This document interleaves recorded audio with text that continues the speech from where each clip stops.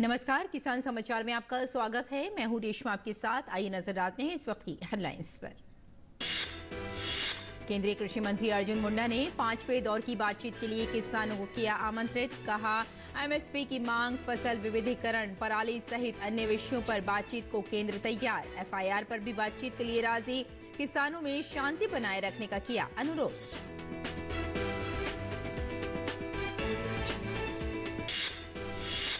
किसानों के दिल्ली कूच के ऐलान के बाद पंजाब, हरियाणा और दिल्ली नोएडा के चिल्ला बॉर्डर पर सुरक्षा सख्त। पंजाब में इंटरनेट सेवाएं 24 फरवरी तक बंद। क्रेन व भूखनन मशीनों को जब्त करने का आदेश। पंजाब पुलिस ने किसानों और अधिकारियों के साथ राजपुरा में की बैठक।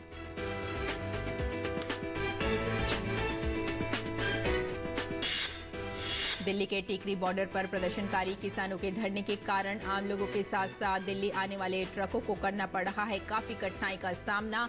बड़ी संख्या में सड़कों पर खड़े हैं ट्रक। अपने गंतव्य तक नहीं पहुंच रहा है ट्रकों में रखा सामान। ट्रक ड्राइवर भी हैं इस समस्या से काफी परेशान।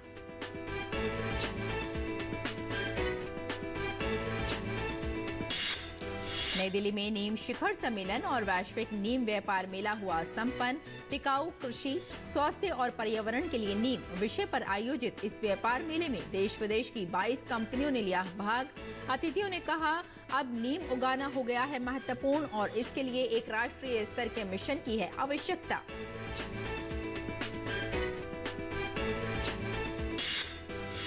छत्तीसगढ़ में किसानों के पंजीयन, आधार सीडिंग, लैंड रिकॉर्ड अपडेट तथा ई-केवाईसी कराने का आज है अंतिम दिन। प्रधानमंत्री किसान सम्मान निधि योजना के अंतर्गत 12 फरवरी से 21 फरवरी तक ग्राम स्तरीय विशेष अभियान चलाकर किया जा रहा है ये काम, ताकि संबंधित हितग्राहियों को किश्त की राशि हो सके प्राप्त। और अब समाचार विस्तार से। किसान आंदोलन के बीच केंद्रीय मंत्री अर्जुन मुंडा ने किसान नेताओं को 5वें दौर की बातचीत के लिए आमंत्रित किया। अर्जुन मुंडा ने अपने एक संदेश में कहा कि सरकार चौथे दौर के बाद 5वें दौर में सभी मुद्दे जैसे कि एमएसपी की मांग, क्रॉप डाइवर्सिफिकेशन, पराली का विषय, एफआईआर पर बातचीत के लिए तैयार है। मैं दोबारा किसान नेताओं को चर्चा के लिए आमंत्रित करता हूं। हमें शांति बनाए रखना जरूरी है। कृषि मंत्री अर्जुन मुंडा ने किसान संगठनों से शांति बनाए रखने की अपील की। उन्होंने कहा कि सभी शांति चाहते हैं और हम सबको मिलकर समस्या का समाधान निकालना है। आइए सुनते हैं अर्जुन मुंडा ने और क्या कहा। पहले तो मैं किसान संगठनों के और ऐसे सभी के जो इस समय इससे जुड़े हुए हैं उनसे अपील करूंगा कि किसी भी ऐसे जिसको हमने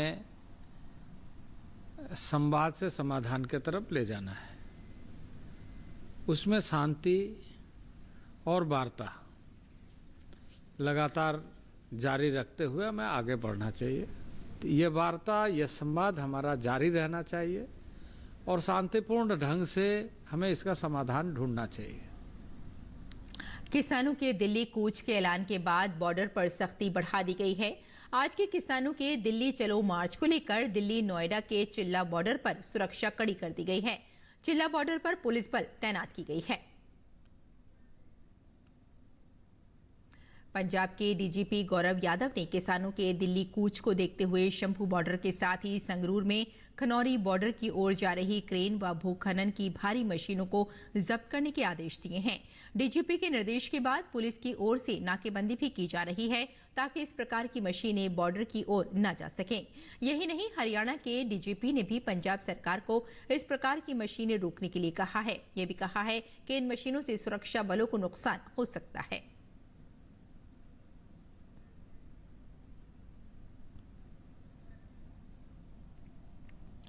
सिंघो बॉर्डर पर लोगों को जाम के चलते किन हालातों का सामना करना पड़ रहा है, जानकारी दे रहे हैं हमारे संवाददाता निशांत कुमार राय। किसान आंदोलन के चलते सिंघू बॉर्डर पर आम लोगों को काफी तकलीफों का सामना करना पड़ रहा है। दरअसल दिल्ली और हरियाणा के इस बॉर्डर पर जब लोगों को एक जगह से दूसरी जगह जाना होता है तो आप देख सकते हैं कितना संकरा रास्ता है। दरअसल आंदोलन के चलते रास्ता इतना छोटा हो गया है जिसके चलते लोगों को बॉर्डर से इस पार से उस पार जाने के लिए केवल पैदल ही सहारा है। और देख लीजिए जो बुजुर्ग हैं किस तकलीफों के साथ बॉर्डर को क्रॉस कर रहे हैं। हालांकि किसान नेताओं को सरकार लगातार मनाने की कवायद में लगी हुई है, लेकिन दूसरी तरफ आम लोगों को पूरी तरीके से परेशानियों का सामना करना पड़ रहा है और आम लोग कुछ इस तरीके से आपको नजर आ रहे हैं। और साथ में आप देख सकते हैं कि कॉलेज के बच्चे हैं, तमाम लोग हैं जो सड़क पर चलते हुए नजर आ रहे हैं और आपको अब दिखलाना चाहेंगे किस तरीके से लोगों को तकलीफों का सामना करना पड़ रहा है। ये भाई साहब हैं, इनके हाथ में आप देख सकते हैं प्लास्टर बंधा हुआ है। कितनी तकलीफ हो रही है इस तरीके से सड़क क्रॉस करने पर? तकलीफ तो काफ़ी है भाई साहब जी, पता नहीं क्या हो रहा है क्या नहीं, समझ में ही नहीं आ रहा कुछ। देखिए साफ तौर पर जनता परेशान नजर आने लगी है बॉर्डर पर जिस तरीके की स्थितियां और खास कर इस पार से उस पार जाने अपने आप में चुनौती बनता चला जा रहा है। सिंघू बॉर्डर से निशांत राय, डीडी न्यूज। पंजाब पुलिस के एडीजी इंटेलिजेंस जसकरण सिंह ने किसानों और अधिकारियों के साथ राजपुरा में बैठक की। किसान आंदोलन के कारण पंजाब के कुछ इलाकों में इंटरनेट सेवा पर 24 फरवरी तक रोक लगा दी गई है। इंटरनेट सेवा पटियाला, संगरूर और फतेहगढ़ साहिब जिलों में रोकी गई है। किसान आंदोलन के कारण हरियाणा के 7 जिलों में इंटरनेट सेवा पर रोक को 21 फरवरी की रात तक बढ़ा दिया गया है।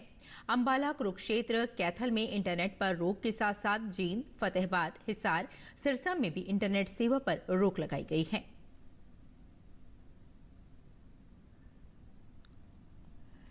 किसान आंदोलन में शंभू बॉर्डर पर तैनात एक और पुलिसकर्मी एएसआई कौशल कुमार का आज निधन हो गया। ड्यूटी के दौरान आज अचानक कौशल कुमार की तबीयत खराब हुई, जिसके बाद उन्हें तुरंत अंबाला के सिविल अस्पताल ले जाया गया, जहां पर चिकित्सकों ने उन्हें मृत घोषित कर दिया। अपनी सर्विस के दौरान उन्होंने कई सराहनीय व उदाहरणात्मक कार्य किए। गौरतलब है कि 16 फरवरी को शंभू बॉर्डर पर तैनात जीआरपी के सब इंस्पेक्टर हीरालाल की भी अचानक तबीयत खराब होने से मृत्यु हो गई थी। पुलिस महानिदेशक शत्रुजीत कपूर ने उनकी मृत्यु पर दुख व्यक्त किया है।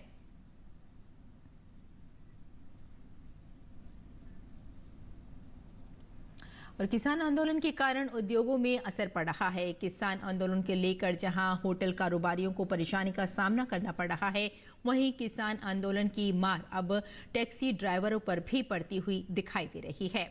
स्पोर्ट्स का व्यापार का कारोबार भी ठप हो गया है। कपड़े का व्यापार भी बिल्कुल ठप हो गया है। ट्रांसपोर्ट्स वाले जो है वो माल नहीं ले रहे। वो कहते हैं हमारी गाड़ियाँ नहीं आ रही तो हम कैसे गाड़ियाँ वापस भेजेंगे। और उन्होंने कईयों ने तो रेट भी बढ़ा दिया है। व्यापारी को पता ही है कि ये ट्रांसपोर्टें बंद हैं, खज्जल खराब होने वाली बात है ये, इसलिए ना व्यापारी आ रहा है और ना ही माल जा रहा है। पेमेंटें भी नहीं आ रही। तो जैसे ही आपको भी पता है कि आप माल किसी को भेजेंगे तो पेमेंट भी आएगी। तो ट्रांसपोर्ट पे माल इतनी देर से पड़े हुए हैं जो अभी तक जा ही नहीं रहे। अगर जा रहे तो वो रेट बढ़ के ही जा रहे। ਜੋ ਕਿਸਾਨ ਦਾ ਲੰਬਾ ਸੰਘਰਸ਼ 13 ਤਰੀਕ ਤੋਂ ਦੁਬਾਰਾ ਤੋਂ ਸ਼ੁਰੂ ਹੋਇਆ ਹੈ ਔਰ ਇਹਦੇ ਜਿਹੜੇ ਪ੍ਰਭਾਵ ਹੈ ਵਪਾਰ ਦੇ ਉੱਤੇ ਖਾਸ ਕਰ ਬਹੁਤ ਜ਼ਿਆਦਾ ਹੀ ਮਾੜੇ ਪੈ ਰਹੇ ਹੈ। दिल्ली और उत्तर प्रदेश की गाजीपुर सीमा पर लोगों को किसान आंदोलन के कारण ट्रैफिक जाम से जूझना पड़ रहा है। दिल्ली में प्रवेश के लिए वाहनों की लंबी कतार नजर आ रही है। ट्रैफिक जाम की वजह से न सिर्फ रोजमर्रा ऑफिस जाने वाले लोग बल्कि एम्बुलेंस भी इस जाम में फंसी हुई है। दिल्ली के टीकरी बॉर्डर पर प्रदर्शनकारी किसानों के धरने के कारण आम लोगों के साथ साथ दिल्ली आने वाले ट्रकों को काफी कठिनाई का सामना करना पड़ रहा है। बड़ी संख्या में ट्रक सड़कों पर खड़े हैं। ट्रकों में रखा सामान अपने गंतव्य तक नहीं पहुंच रहा है। ट्रक ड्राइवर भी इस समस्या से काफी परेशान हैं। पेश है डीडी न्यूज संवाददाता ओपी यादव की ट्रक ड्राइवरों से बातचीत। दिल्ली के टीकरी बॉर्डर पर किसानों के आंदोलन की वजह से यातायात बाधित हो रहा है। किसानों ने रास्ता रोक रखा। इसी वजह से ट्रक में जाने वाले सामान की आवाजाही और लॉजिस्टिक प्रभावित हो रही है। अभी जिस जगह हम खड़े हैं यह दिल्ली के टीकरी बॉर्डर पर इलाका है फैक्ट्री का, और मेरे पीछे आप जो देख रही है फैक्ट्री है और इसमें 2 ट्रक खड़े हैं और इन ट्रकों में सामान उतारा जा रहा है क्योंकि यातायात बाधित होने की वजह से इनका बीते कई दिनों से माल यहीं पड़ा हुआ था और अब इनको फैक्ट्री में वापस उतारा जा रहा है। दूसरी तरफ मैं आपको दिखाना चाहूँगा, मेरे सहयोगी से कहूँगा कि ये सामने जो ट्रक कतारबद्ध खड़े हैं, ट्रक बीते 8-10 दिन से यहाँ खड़े हुए हैं और माल बाधित होने की वजह से यहीं रुका पड़ा है। इससे ड्राइवर और अन्य तरह की जो परेशानियां हो रही है, इन सबको हो रही है। ट्रक मालिक परेशान है, ड्राइवर परेशान है और जो भी ये लोग बाहर निकलते हैं तो रास्ते नहीं मिल पाते, इस वजह से इनको खासा परेशानी का सामना करना पड़ रहा है। मैं टिकरी बॉर्डर पर करीब 8-10 दिन से खड़ा हूँ। जो आंदोलन है उसके चक्कर में मैं 10 दिन से खड़े हूँ। यहाँ पे लाखों को नुकसान हो रहे हैं, गाड़ी में उतरने चढ़ने की दिक्कत हो रही है। मालिक पूछ रहा है कि कैसे क्या होगा। आप कहाँ सामान ले जाते हैं और क्या क्या बाधित हो रहा है यहाँ? यहाँ से गुड़गांव जाते हैं, फरीदाबाद उधर जाते हैं तो उधर की तो कोई टेंशन नहीं, मगर इधर से गुड़गांव जाने में हमें दिक्कत होता है। और ये 10 दिन से लोड गाड़ी खड़ी है, लाखों को नुकसान हो रहा है। क्या आप किसानों से कुछ कहना चाहेंगे? किसान ने जो मांग किया था वे उनको तो कुछ तो मांग पूरे हो चुका है और उसमें कुछ भी मांग अब वे चाहते हैं तो वे आगे सरकार के पास प्रस्ताव रखे। हम लोग को गाड़ी वाले की इतनी परेशानी होता है, बहुत ज़्यादा ही आने जाने और कहीं भी इधर उधर जाने में बहुत दिक्कत हो रहा है। किसान की बात है तो वे आगे सरकार का प्रस्ताव रखे, हम लोग को तो परेशान ना करें। टिकरी बॉर्डर से पीछे खड़ा हूँ मैं इस टाइम। वो बॉर्डर बंद हो रखे हैं ये किसान आंदोलन की वजह से और परेशानी हो रही है। कभी कभी इधर जाए, कभी इधर घुमाए गाड़ी, बहुत ज़्यादा 3-4 दिनों का ज़्यादातर हरियाणा की ही लोड होती जी गाड़ी हमारी। अब चलती गाड़ी तो कुछ अपना खर्चा वर्चा भी अपना बन जाता है। अब रुकी पड़ी है गाड़ी, इसमें कुछ कोई हिसाब किताब नहीं है। किसानों को आप क्या कहना चाहेंगे? आपका यहाँ ट्रक भी रुका हुआ है और किसानों ने आंदोलन कर रखा है इसकी वजह से। काफ़ी ड्राइवर से मैंने कभी बंदे से पूछा, बोला मांगे तो पूरी कर दी है, ये खुल जाए अच्छी बात है, मांगे पूरी कर दी है। और बोल रहे अब खुलने के खुल जाए तो वो भी अपना खेती बाड़ी करे और हम भी अपना काम करते रहें। आप यहाँ किस लिए खड़े हैं? इसलिए खड़े, यही गाड़ी खाली हुई है और फिर माल नहीं जा रहा है, रास्ता बंद है। कितने ट्रक खड़े हैं यहाँ? यहाँ तो काफ़ी खड़े ट्रक, पूरे लाइन लगाए खड़े। दिक्कत तो बहुत हो रहा है सर, गाड़ी वाड़ी आ नहीं रहा है, न जा रहा है, बहुत दिक्कत हो रहा है उधर से।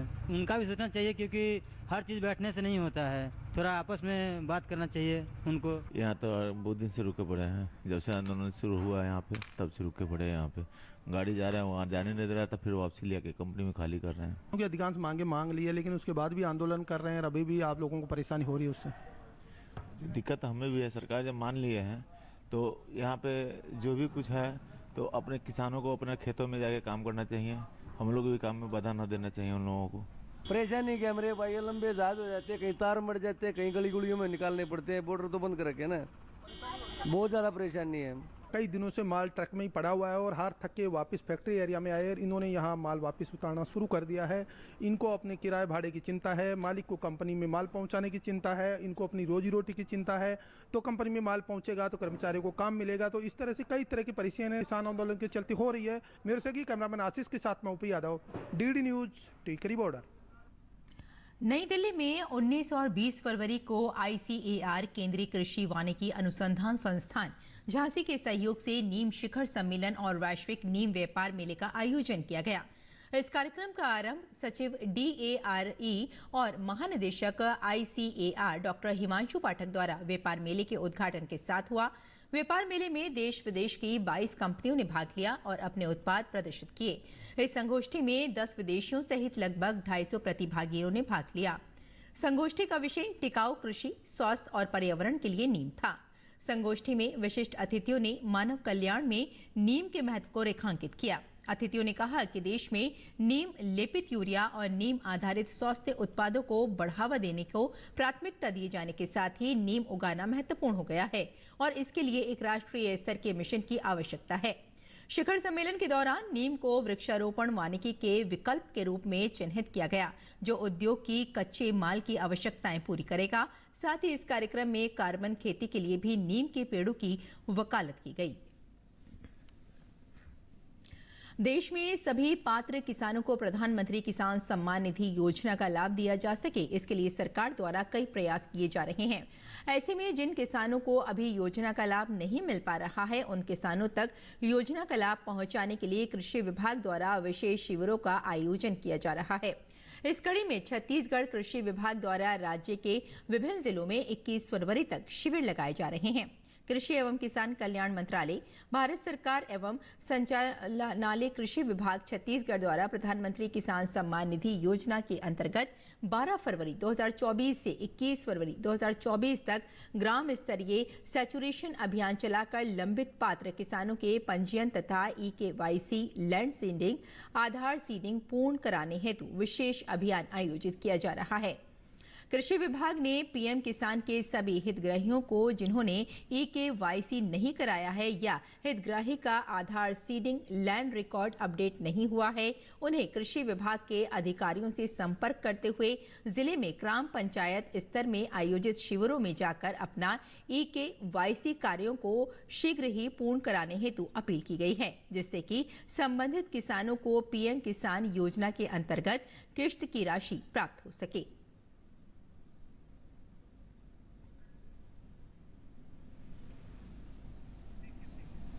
और आइए अब जान लेते हैं मंडी भाव के बारे में।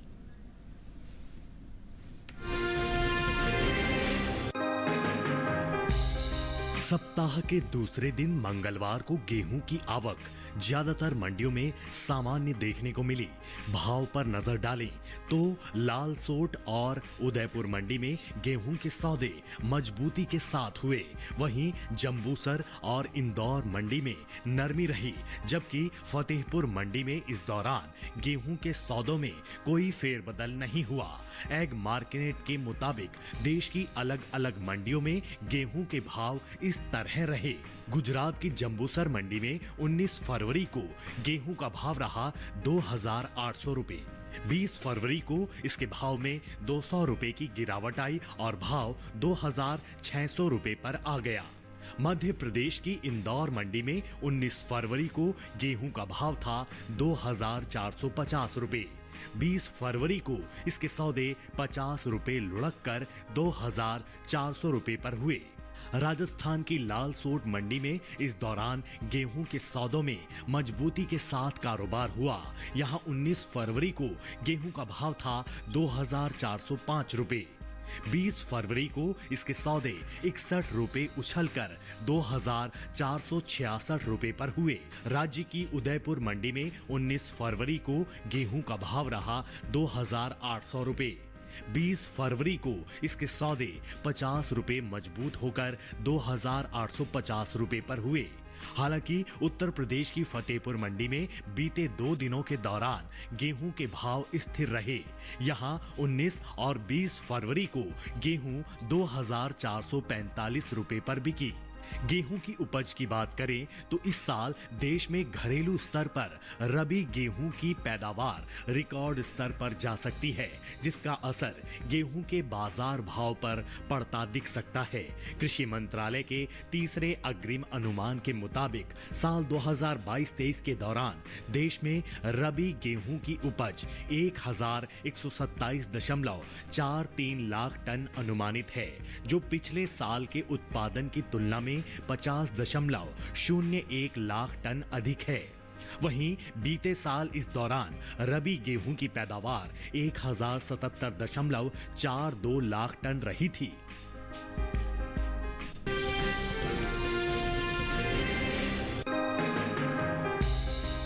कृषि उपज मंडियों में तिल की आवक सामान्य बनी हुई है।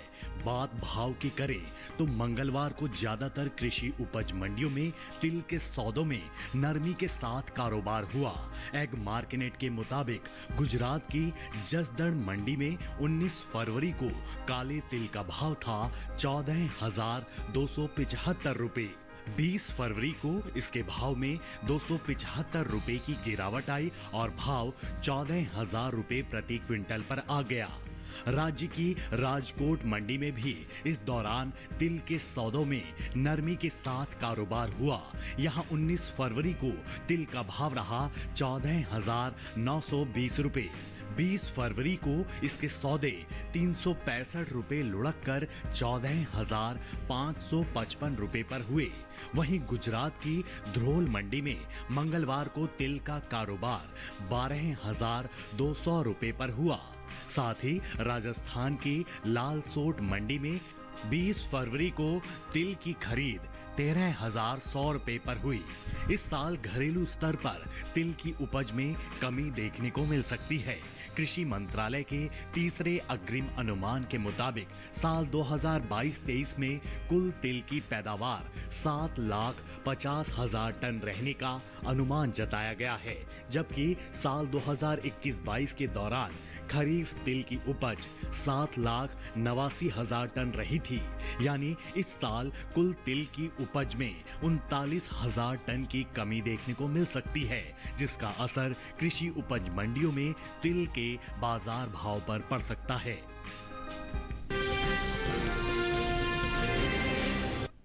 और आइए अब जानते हैं कि किसान इस मौसम में कैसे रखें अपनी खेती का ख्याल।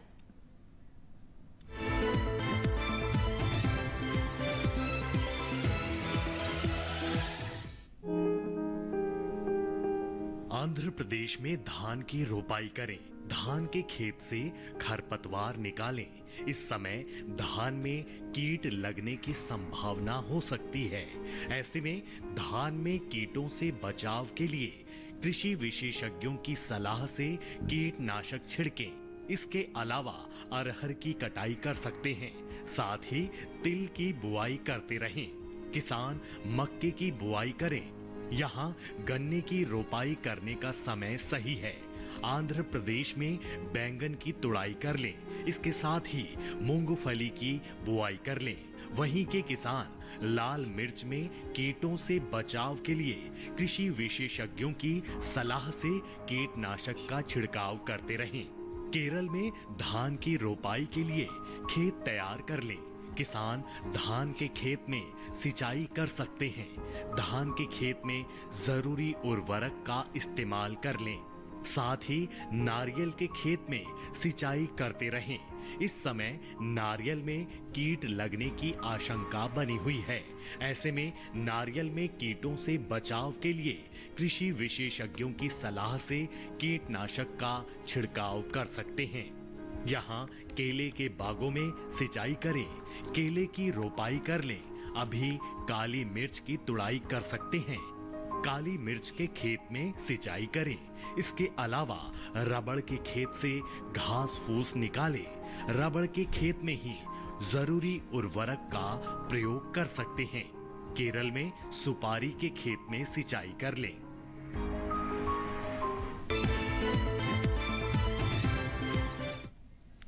और खेती किसानी के साथ साथ आइए नजर डाल लेते हैं कुछ और महत्वपूर्ण खबरों पर। खास खबर में विदेश मंत्री एस जयशंकर ने ग्रीस के प्रधानमंत्री क्रियाकोस मित्सोटाकिस से मुलाकात की। मुलाकात के बाद एस जयशंकर ने कहा कि क्रियाकोस मित्सोटाकिस ने भारत ग्रीस संबंधों को बढ़ाने की प्रतिबद्धता को महत्व दिया। हमारी रणनीतिक साझेदारी और मजबूत होने की आशा है। ग्रीस के प्रधानमंत्री क्रियाकोस मित्सोटाकिस ने राजघाट जाकर राष्ट्रपिता महात्मा गांधी को नमन किया। केंद्रीय गृह मंत्री अमित शाह ने कहा कि सरदार पटेल, मौलाना आजाद, राजेंद्र प्रसाद समेत सभी नेता समान नागरिक कानून चाहते थे, लेकिन 7 दशक से अधिक कालखंड में बनी सरकारों का जिक्र कर अमित शाह ने कहा कि अब तक वे यूसीसी इसलिए नहीं ला पाए क्योंकि वे अल्पसंख्यक वोट हासिल करने की जुगत में लगे थे। केंद्रीय मंत्री स्मृति ईरानी ने कांग्रेस सांसद राहुल गांधी के यूपी का भविष्य शराब पीकर नाच रहा बयान पर कहा कि उन्हें कोई अधिकार नहीं कि वे उत्तर प्रदेश के नौजवानों का अपमान करें। असम के मुख्यमंत्री हेमंत बिस्वा शर्मा ने राहुल गांधी पर हमला बोला कि हेमंत बिस्वा शर्मा ने कहा कि राहुल गांधी कहते हैं कि प्रधानमंत्री मोदी ने क्या किया। वहीं राहुल और प्रियंका गांधी ने प्रधानमंत्री मोदी के बनाए नेशनल हाईवे पर रोड शो कर रहे हैं। सीबीआई जांच के लिए संबंधित राज्य से मंजूरी के मामले में पश्चिम बंगाल सरकार की तरफ से वरिष्ठ वकील कपिल सिब्बल ने सुप्रीम कोर्ट से राज्य सरकार की याचिका पर जल्द सुनवाई की मांग की। सिब्बल ने कहा कि मामले की सुनवाई 9 बार टल चुकी है। इस बीच सीबीआई लगातार पश्चिम बंगाल में बिना राज्य की स्वीकृति के मामला दर्ज कर रही है। बिहार के लखीसराय में सड़क हादसे में 9 लोगों की मौत हो गई। इस हादसे में 5 अन्य लोग गंभीर रूप से घायल हुए। रामगढ़ चौक थाना क्षेत्र के झुलौना गांव के पास राष्ट्रीय राजमार्ग संख्या 30 पर गलत दिशा से आ रहे तेज रफ्तार ट्रक ने यात्रियों से भरे टेम्पो में टक्कर मार दी। टक्कर इतनी जबरदस्त थी कि 8 लोगों की मौत मौके पर ही हो गई। पद्मश्री गायक कैलाश खेर का लोक संगीत और लोक विधाओं पर आधारित देश का पहला टैलेंट हंट शो भारत का अमृत कलश तैयार है। इस कार्यक्रम में देश के 28 राज्यों और 8 केंद्र शासित प्रदेशों की प्रतिभाएं अपना हुनर दिखाएंगी। देश के प्रख्यात न्यायविद और सुप्रीम कोर्ट के वरिष्ठ वकील फाली एस नरीमन का नई दिल्ली में निधन हो गया। वे 95 साल के थे। फाली एस नरीमन ने नवंबर 1950 में बॉम्बे हाई कोर्ट के वकील के रूप में शुरुआत की थी। उन्होंने 70 से ज्यादा सालों तक वकालत की। रेडियो के दशकों तक पहचान रहे अमीन सयानी का आज निधन हो गया। उन्हें मशहूर रेडियो प्रोग्राम गीतमाला के लिए जाना जाता था।